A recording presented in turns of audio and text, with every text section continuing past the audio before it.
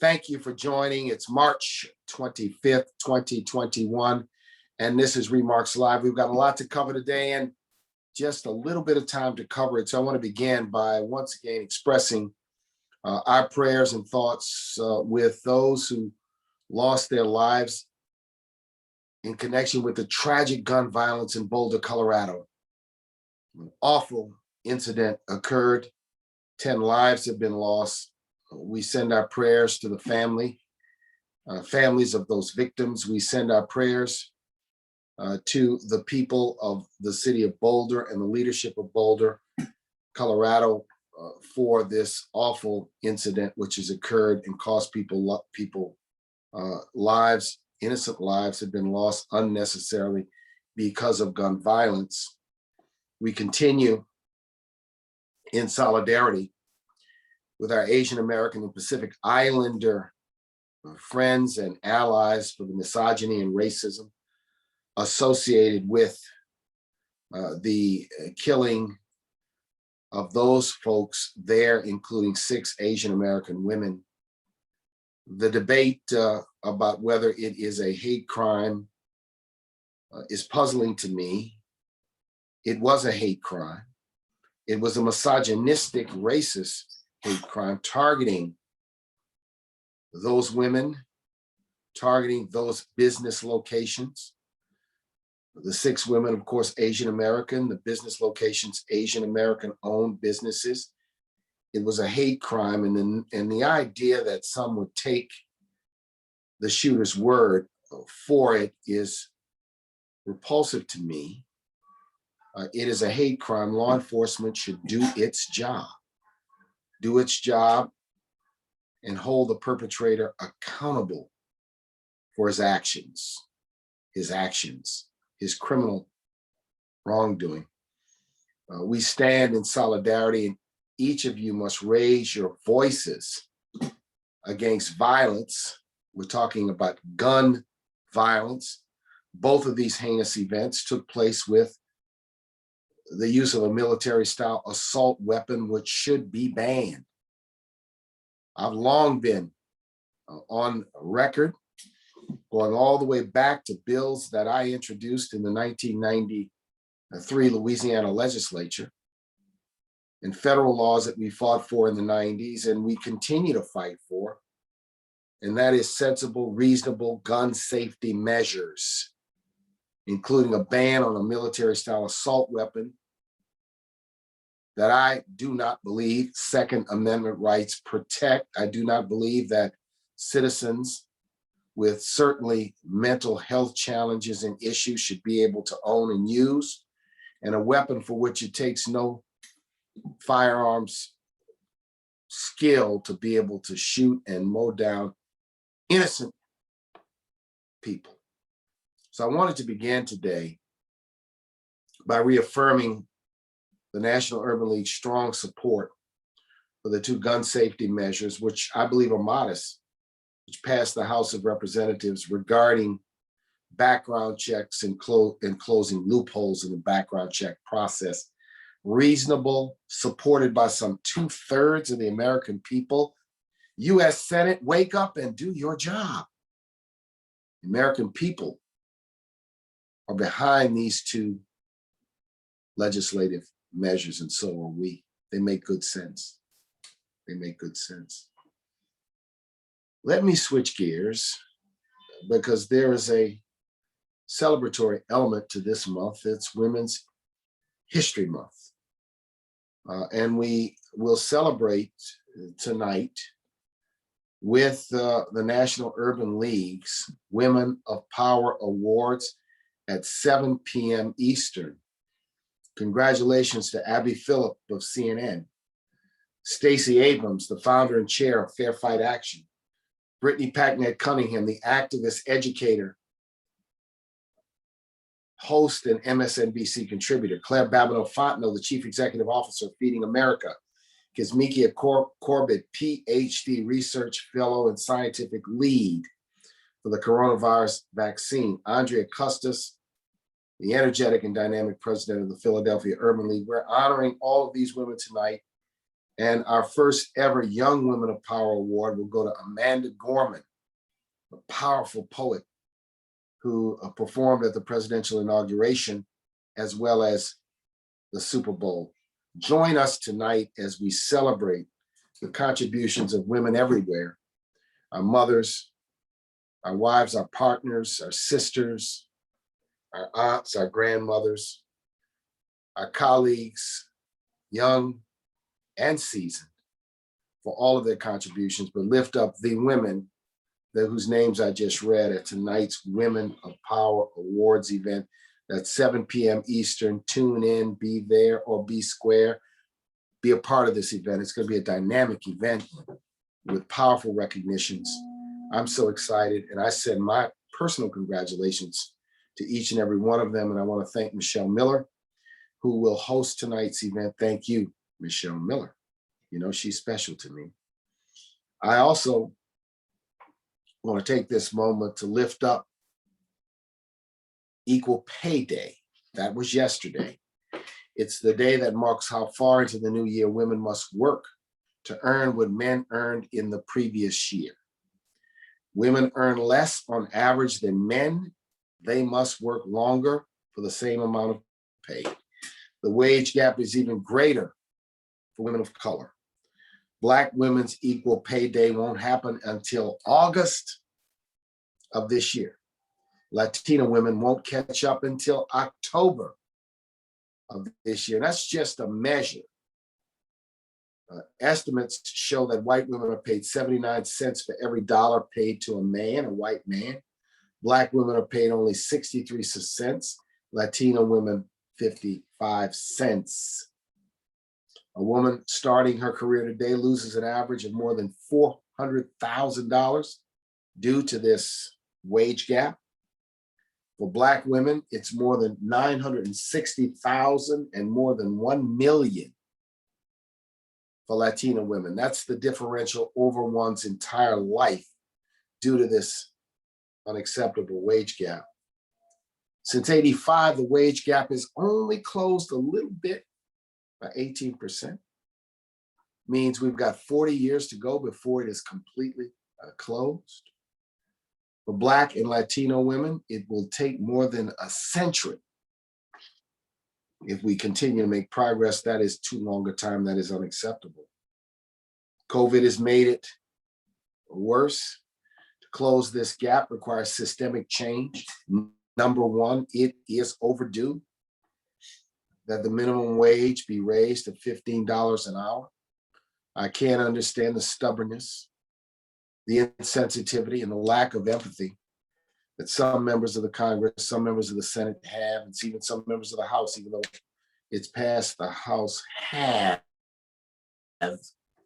towards this notion that if people work, dignity, human dignity suggests that they make enough to be able to pay their basic bills. That's what this is about. This minimum wage battle, this paycheck fairness battle, this equal pay battle is beyond politics. It's a question of right and morality, fairness and equity and decency. So we'll continue to fight this battle. The Biden-Harris administration proclaimed yesterday that they are in full support of the passage of what is known as the Paycheck Fairness Act. And that act is an act which bans employers from seeking salary history, which some employers use to depress paying women and workers of color less. It holds employers accountable for their discrimination. It requires transparency and reporting of disparities in wages. We've got to address this fundamental economic problem. In America today, the minimum wage is primarily earned by women under the age of 40 with children. The majority of them are Black and Latino, but not exclusively Black and Latino women. This is important. So during Women's History Month, we are going to lift up powerful women, intelligent women, accomplished women through the National Urban League's Women of Power Awards. I want to see you tonight, virtually, that is, at this event, 7 p.m. Eastern. We lift up from a public policy point of view, number one, the need for an increase in the minimum wage at the federal level and the need for passage of the Paycheck Fairness Act. So we're strongly behind both of these public policy measures. And we ask you to, number one, thank the members of the House who've been on board for this. But secondly, that U.S. Senate, I'm going to have more to say about this, this filibuster, this Jim Crow filibuster. And I'll have more to say about Jim Crow, James Crow Esquire, and now James Crow Esquire's son, Jim Crow's grandson, Jimmy Crow, who's now carrying the banner of voter suppression down in Florida. We've got work to do. We've got battles to fight. We knew Jim Crow. He sometimes wore a hood. He blocked the schoolhouse door. He defied court-ordered integration. He posed as a sheriff. He posed as an elected official. Underneath, he was nothing but a segregationist and a promoter of hatred. That was Jim Crow. His son, James Crow Esquire, took a more sophisticated route. Mind you, he still supported institutional exclusion and racism, but he softened his words. He used tricky and illogical, but seemingly appealing arguments in opposition to affirmative action and the voting rights. And now his son, Jimmy Crow, is more like his granddaddy, Jim Crow. He carries flags. He marches on January 6th to the Capitol. He proclaims conspiracy theorist. He exalts confusion and hatred. He was in Charlottesville carrying a tiki torch at the Capitol on January 6th, proclaiming that the election was stolen when it wasn't. He's Jimmy Crow. Jimmy Crow, the new face of racism and segregation and exclusion in this country. The work goes on. I would not have imagined that James Crow's son would be a Jimmy Crow. Less sophisticated than his father, with harder edges than his father, and embracing the philosophy of the grandfather, Jim Crow. We'll talk more about these characters in the future. But today, I want you to stay safe and stay healthy. I want you to join us tonight. Let's celebrate Women's History Month by honoring these powerful women. I'm so impressed. Abby Phillip. She did one incredible job in the fall as an analyst. Boy, just measured, intelligent. Stacey Abrams has brought so much energy to the civic and political space. Brittany Packnett Cunningham is just always telling it like it is and explaining it. Claire Babineau-Fontenot, who was on the board of the National Urban League, has stepped into the food insecurity challenge of our time. Dr. Kizzy Corbett, brilliant scientist and doctor, she's behind this vaccine that's going to get us past this pandemic. Andrea Custis, the leader of the Philadelphia Urban League, we campaigned side by side to get out the vote in the great city of Philadelphia in the fall. And many, many others. And What about Amanda Gorman? What can you say about Amanda Gorman? You got to be there tonight at 7 p.m. virtually. You can sit in your home.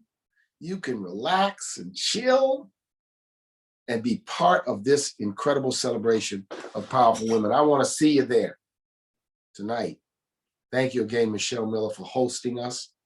Thank you to the National Urban League's Marketing, Communications, and Event team for organizing and producing one great event. Rhonda Spears Bell, our leader in that unit.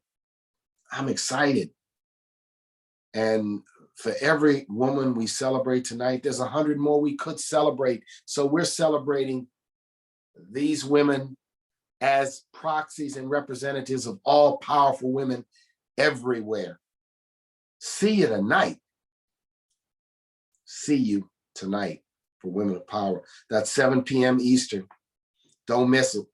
I want you to stay safe and stay healthy. I'm going to get my second shot next Wednesday. Hopefully be in a position to feel a little bit better about getting past the pandemic. I want to encourage you, get the information you need, make plans to be vaccinated, continue to wear a mask. We'll get through this. So once again, I'm Mark Morial. This has been ReMarcs Live. I'll see you next time. Follow me at Mark Morial. Follow us at Nat Urban League across all social media channels. Continue to be a part of the energy and the conversation. Thank you. Thank you. Thank you. See you next time. All right, sir. Okay.